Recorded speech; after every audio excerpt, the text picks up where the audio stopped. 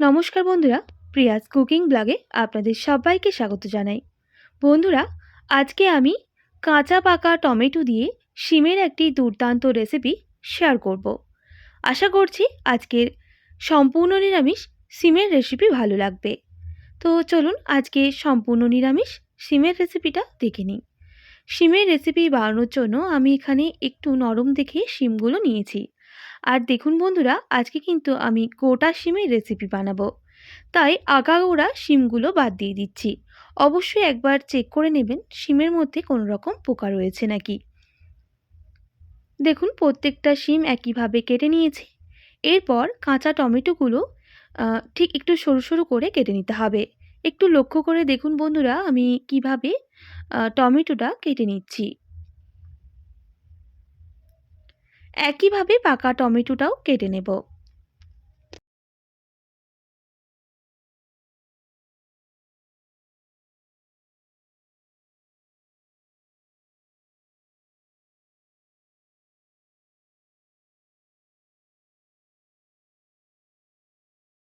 একইভাবে টমেটোও কেটে নিয়েছি।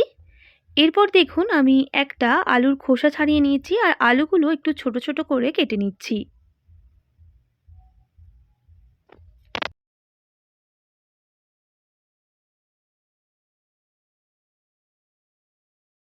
দেখুন বন্ধুরা, সমস্ত সবজি কেটে নিয়েছি আর পরিষ্কার করে ধুয়েও নিয়েছি। এর জন্য একটা মশলা প্রথমে শুকনো কাঠখোলায় ভেজে নেব। তার জন্য নিয়ে নিয়েছি চিনে বাদাম। বাদামগুলো প্রথমে আমি বেশ কিছুক্ষণ ভেজে নেব। বাদাম থেকে খুব সুন্দর একটা গন্ধ বের হলে দিয়ে দেব দুটো শুকনো লঙ্কা। আমি ঝালের জন্য দুটো শুকনো লঙ্কার ব্যবহার করেছি। আপনারা যদি ঝালটা বেশি খেতে চান সেক্ষেত্রে আরও কিছু শুকনো লঙ্কা অ্যাড করতে পারেন। শুকনো লঙ্কা বাদাম আরও বেশ কিছুক্ষণ ভেজে নিয়েছি। এবার দিয়ে দেব সামান্য পরিমাপ গোটা জিরা, সামান্য গোটা ধনা আর সামান্য কালো জিরা। এবার গ্যাসের ফ্লেমটা লো টু মিডিয়ামে করে আরও ভালো করে ভেজে নেব। আর সঙ্গে সামান্য একটু মৌরিও অ্যাড করলাম।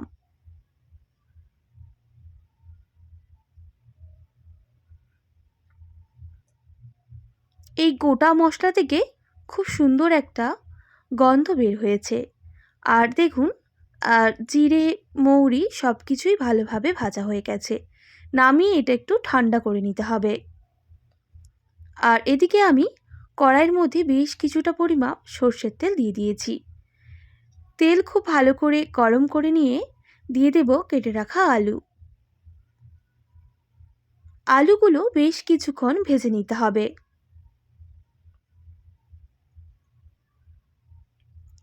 বেশ কিছুক্ষণ আলু ভাজা হয়ে গেলে দিয়ে দেব গোটা শিম। আলুর সাথে শিমগুলো খুব ভালো করে ভেজে নেব।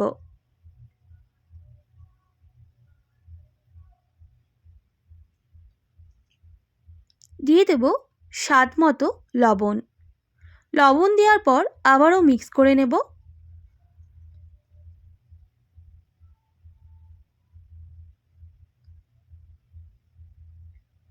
বন্ধুরা, গ্যাসের ফ্লেমটা হাই রেখেই আমি আলু আর শিম বেশ কিছুক্ষণ ভেজে নিয়েছি। এবার ঢাকনা দিয়ে ঢেকে দেব আর গ্যাসের ফ্লেমটা হাই রাখবো। আর এদিকে যেই গোটা মশলাগুলো ভেজে নিয়েছিলাম সেগুলো একটা মিক্সিং জারের মধ্যে দিয়ে দিচ্ছি। প্রথমে শুকনোগুলোই একবার মিক্সিং জারে ঘুরিয়ে নেব।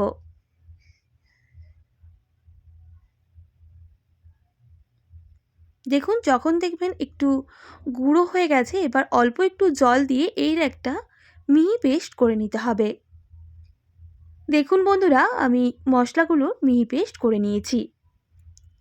আর এদিকে ঢাকনাটা সরিয়ে নেব আর শিম আলুগুলো আবারও নাড়াচাড়া করে নিতে হবে।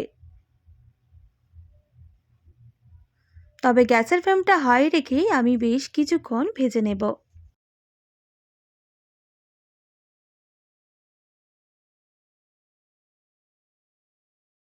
বেশ কিছুক্ষণ আমি আলু আর শিম গ্যাসের ফ্লেমটা হাই রেখেই ভেজে নিয়েছি।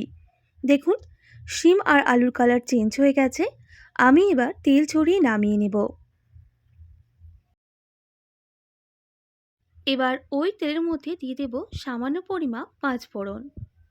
ফোড়ন একটু ভাজা হয়ে গেলে দিয়ে দেব বেটে রাখা মশলা।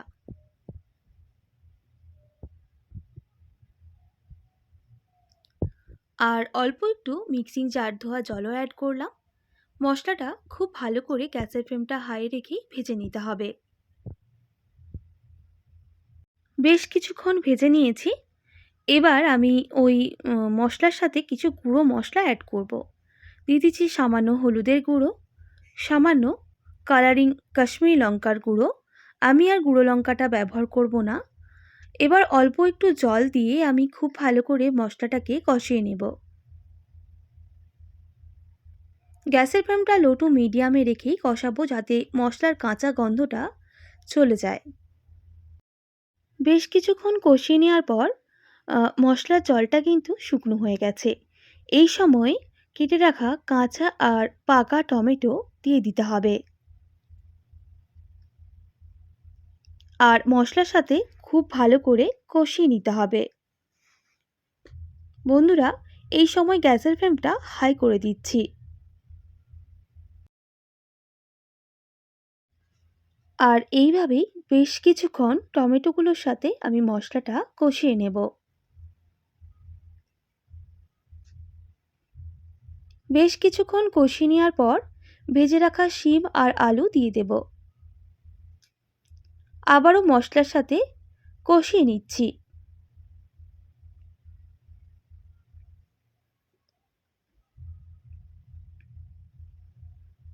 দেখুন বন্ধুরা, আমি কষিয়ে নিয়েছি।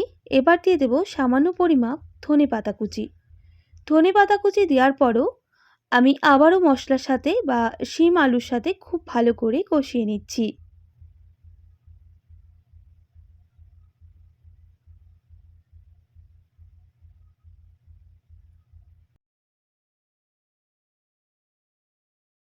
খুব ভালো করে কষিয়ে নিয়েছি। এবার দিয়ে দেব পরিমাপ বুঝে জল। অবশ্যই আপনারা আপনাদের পরিমাপ বুঝে জলটা অ্যাড করবেন। আমি এখানে মিডিয়াম বাটির 1 বাটি জলের ব্যবহার করেছি। খুব ভালো করে আবারও আমি জলের সাথে সমস্ত সবজি মিক্স করে নেব। আর মিক্স করে নেওয়ার পর গ্যাসের ফ্লেমটা হাই রেখে একটু ফুটিয়ে নেব। আর ফুটে গেলে গ্যাসের ফ্লেমটা মিডিয়ামে করে ঢেকে দিচ্ছি প্রায় 5 মিনিট মতো। সামান্য একটু লবণও ব্যবহার করলাম।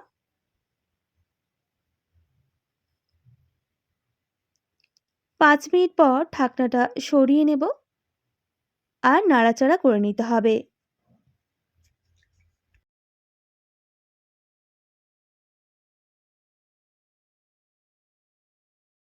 নাড়াচাড়া করে নেওয়ার পর আবারও গ্যাসের ফ্লেমটা লো টু মিডিয়ামে রেখে আমি ঢেকে দেব আরও 2 মিনিট মতো।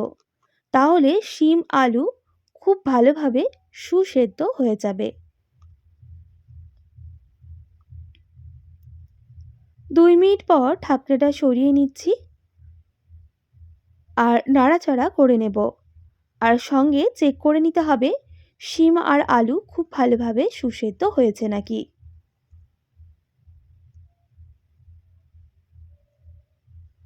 দেখুন, আলু আর শিম সুসেদ্ধ হয়ে গেছে। গ্যাসের ফ্লেমটা এবার হাই করে দেব আর এইভাবে আরও একটু রান্না করে নিতে হবে। সামান্য একটু গরম মশলা গুঁড়ো অ্যাড করছি। আপনাদের যদি এটা অপছন্দ হয়ে থাকে সেক্ষেত্রে স্কিপ করতে পারেন। আবারও ভালো করে মিক্স করে নিতে হবে আর বেশ কিছুক্ষণ এইভাবে একটু রান্না করে নেব।